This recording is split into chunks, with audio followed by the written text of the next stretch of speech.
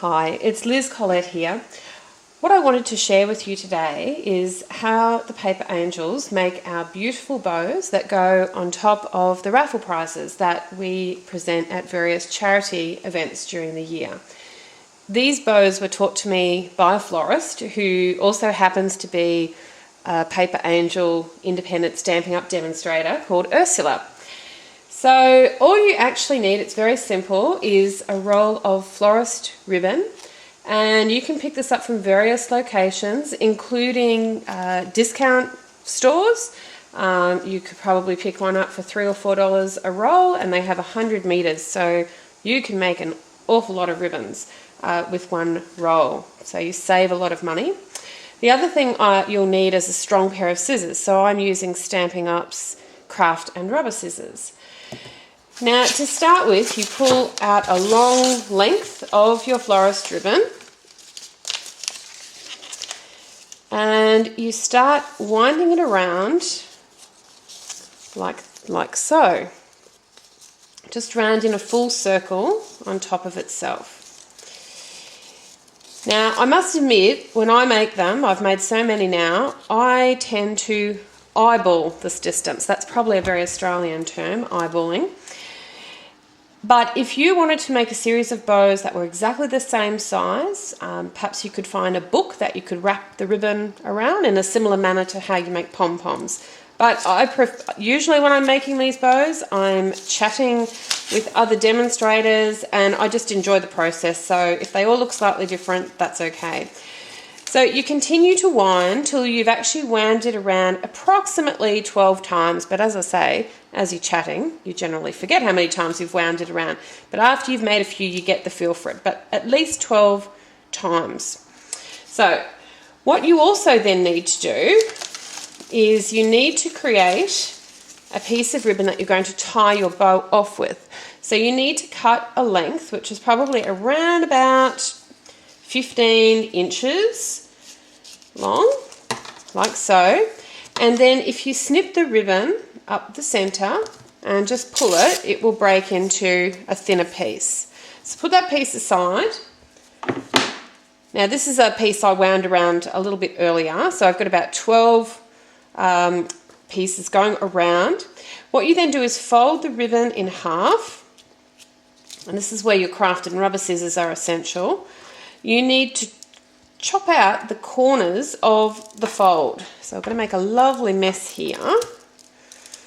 We'll do one and then the other corner.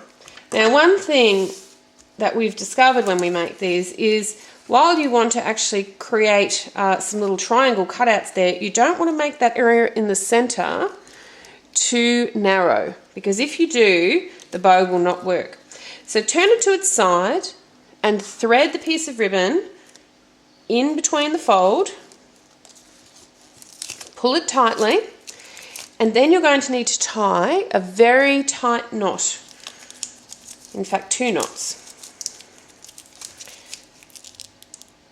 So I pull that as tight as I can until you see the ribbon gathering. And hopefully you can also tie a second bow without that first one slackening off too much. Okay, so this is the next stage of our bow. When we start to form the bow, you must take the pieces from inside the loop, not from the outside, but from the inside. So you take one piece out with your right hand and you thrust it forward in and twist it at the same time. So what I'm actually doing is alternating the direction I do that. So this time when I take that inside piece out, I will pull it toward me and twist. Take a piece out from the center again, forward and twist. And again. Now you might notice what I'm actually doing is moving both hands when I twist. So just watch very carefully. Looks like I might have wrapped this more than 12 times. Now every now and again you will make a dud ribbon. I've certainly made a few, but I'll give you some tips as to how you can fix them up. Now I'm going to go to the other loop of ribbon, and I'm just going to repeat the same thing. So take the centerpiece out, twist it forward, take the centerpiece out and twist it toward me this time.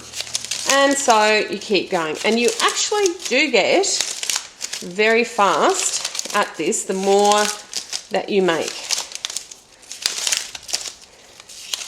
This looks like it's going to be a very full bow. Okay, now once you finish that, find the pieces where you tied off the bow, because that's going to be the base. And then you might want to do some final adjustments to your bow to get it sitting perfectly. Now fortunately that's not too bad an attempt. Sometimes when I've made them they might be a little flat in the centre, and if that happens I'll just compensate by popping things like Christmas baubles in the centre to camouflage the mistakes. That actually looks quite good. And yeah, you're going to have a fantastic bow. You can put it on the top of raffle prizes. You can put it on top of presents. When I first learnt to do this, I went absolutely nuts and covered Christmas presents in it. And they look really beautiful, dresses up a present, and very, very economical. I hope you enjoyed today's video, and thank you, Ursula, for actually teaching me how to make this.